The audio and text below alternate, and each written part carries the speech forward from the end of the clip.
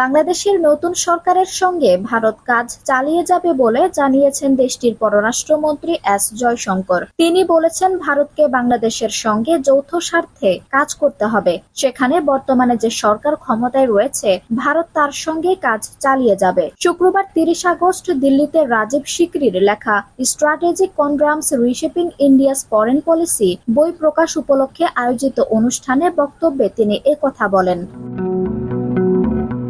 S Jaishankar বলেন, বাংলাদেশের স্বাধীনতার সময় থেকে আমাদের সম্পর্ক চড়াই উতরাইয়ের মধ্য দিয়ে গিয়েছে এবং এটি স্বাভাবিক। আমরা বর্তমান সরকারের সঙ্গে কাজ চালিয়ে যাব।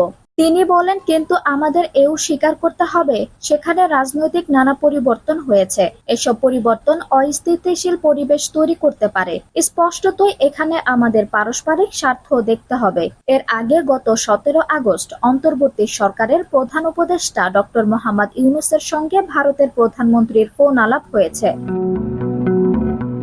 ওই সময় সামাজিক যোগাযোগ মাধ্যম এক্সে দেওয়া পোস্টে নরেন্দ্র মোদী লিখেছেন, বাংলাদেশের অন্তর্বর্তী সরকারের প্রধান উপদেষ্টা অধ্যাপক ইউনূসের কাছ থেকে ফোন পেয়েছি। বর্তমান পরিস্থিতি নিয়ে কথা হয়েছে। পোস্টে তিনি আরও লেখেন, একটি গণতান্ত্রিক, স্থিতিশীল, শান্তিপূর্ণ এবং অগ্রগামী বাংলাদেশের প্রতি ভারতের সমর্থনের বিষয়টি পুনর্ব্যক্ত করেছি। তিনি আমাকে বাংলাদেশে হিন্দু সহ সব সংখ্যালঘুর সুরক্ষা ও নিরাপত্তা নিশ্চিতের আশ্বাস দিয়েছেন।